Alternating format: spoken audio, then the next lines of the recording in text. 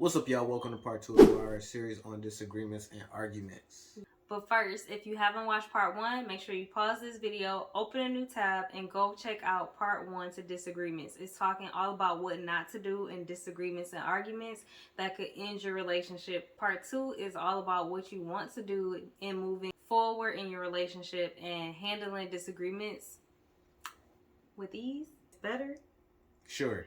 So if you follow the tips in this video, it'll make sure that your disagreements are not escalating to arguments, that you're finding solutions and compromises much easier, and that you aren't ignoring the issues that come up over the span of your relationship. And you know, there's different type of arguments. We do realize that there are levels to this. But regardless, the things that we talk about today are going to help you navigate through those successfully. So the first thing you need to know in order to argue successfully in a relationship is you need to know your spouse. You need to understand their temperament around disagreements and how they feel, if they get a little anxious, so if they need time and space before you talk about it, then you need to give them that time or space. But you can't always make assumptions about this, right? Sometimes you just need to... Sorry. But you can't always make assumptions about this, right? Sometimes you just need to ask. So just ask, hey, do you need some time before we talk about this, or are you ready to talk about it right now? Don't underestimate just communicating and asking your significant other what they need or what they expect. And then be able to recognize if maybe they're upset about something, but it's not necessarily the issue that they're bringing up to you. It could be about something that's going on at work or a conversation that they had with someone else. You don't really know what it is, but you need to ask just to make sure that the issue that they're bringing up is the issue that they're so frustrated about, and you want to know that moving forward so you can respond in the best way possible so that things don't escalate over something that probably is like minute, but just because they're feeling a way, it seems bigger. Another reason why asking questions are good is because you don't know whether or not the person wants to just vent or if they want to... An actual response? Yeah, and I should say the person, I'm really talking about the girl because chances are it's ladies, it's us who want to vent.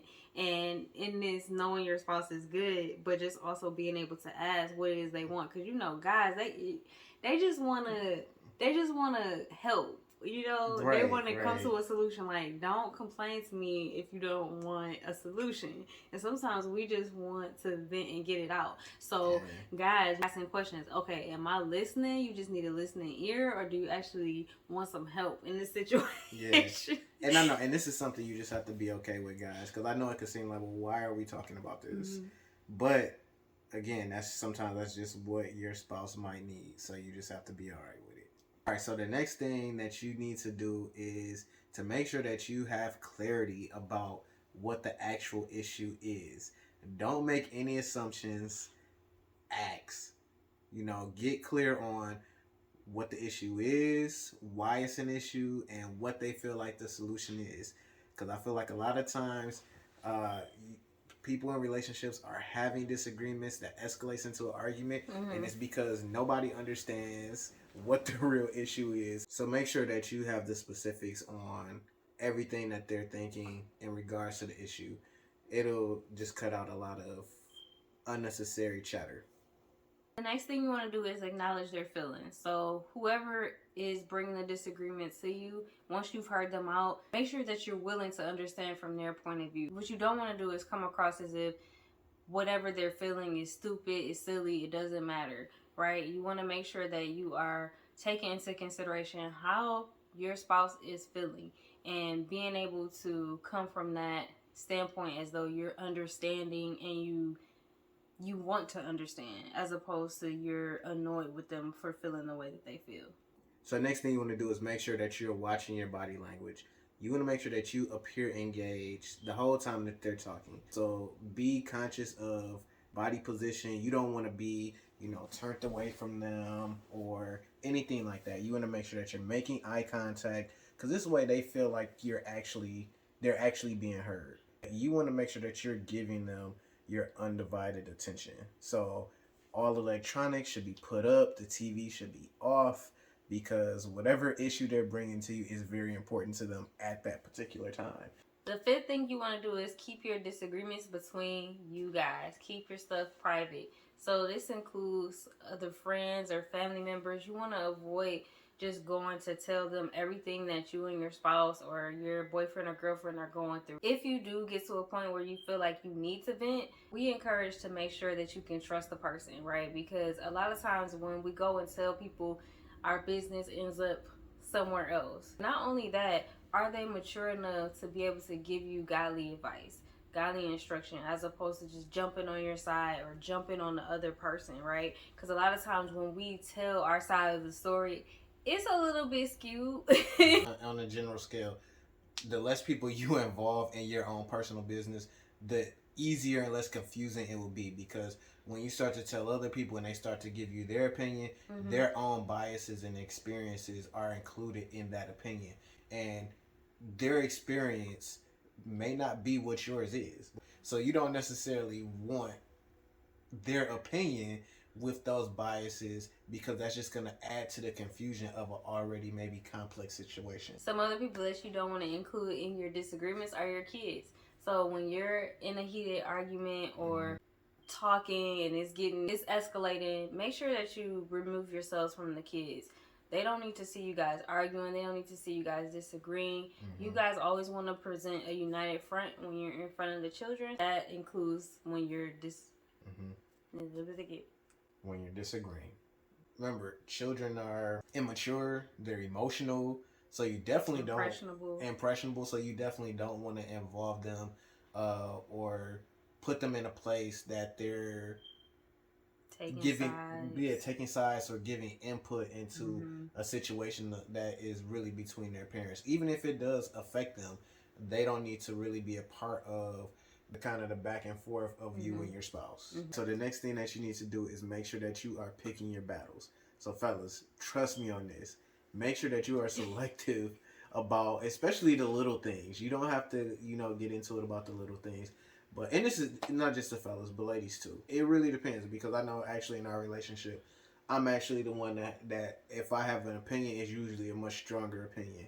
And Shanae definitely does kind of this, hey, well, whatever you think, she kind of goes with that. But then there are certain things where she does have a very strong opinion, and I may not have a real preference. So I just kind of give that over to her, and it's not a big deal. And that's what you really have to determine, because it may be something that you don't really have a real opinion on, but you just see it maybe a little bit differently. Right. And that can take something that you don't really even care about, but they're passionate about, and you make it a big thing when you really should have just give it to them. Just give it to them. The next point is don't take it personal. A disagreement does not have to mean a personal attack.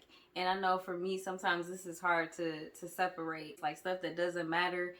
But I find myself getting mad because he doesn't agree with me. It's why can't you see it the way I see it? And it's it's not an attack on you. I just disagree. Another thing that you want to make sure that you are willing to do is be willing to admit when you are wrong.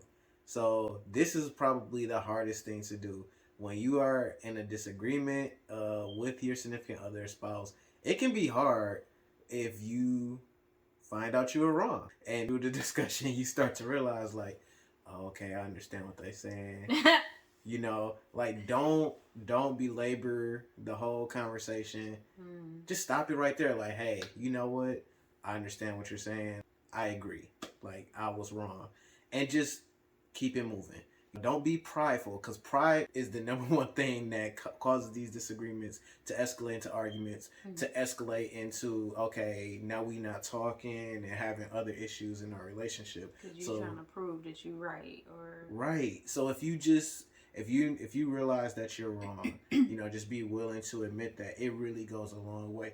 And you really want to create a culture of really stumping on your pride and admitting when you're wrong in your household, for you and your spouse, as if you have kids as well, because that just it's humbleness, and that's really what you want to be a main characteristic that's displayed in your household. Humility.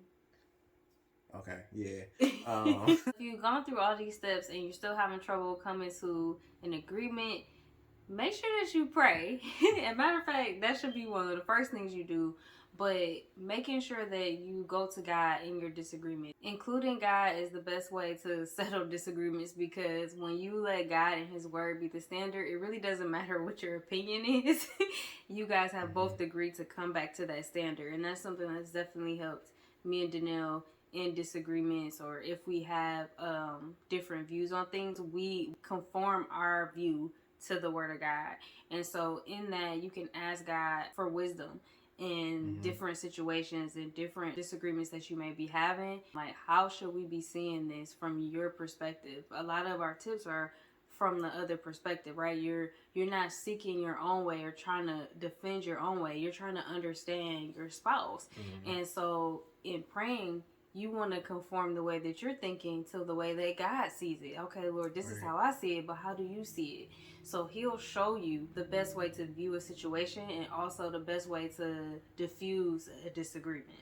With this, one or both of you need to be prepared to be wrong, because the solution may come and it may not be really what either one of you were saying exactly, and it may not even be something in the middle. It may be something over here that's like, oh, we didn't really see it that way.